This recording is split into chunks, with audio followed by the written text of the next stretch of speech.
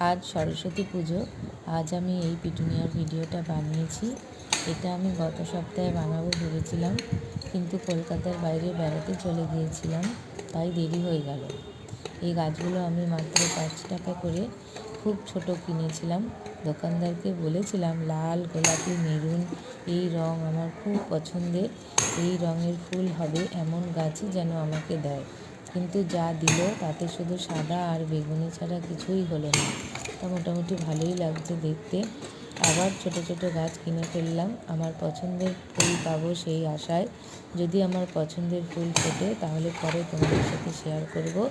তোমরাও কামনা করো যাতে একটা অন্তত লাল বা গোলাপি ফুল যেন হয়।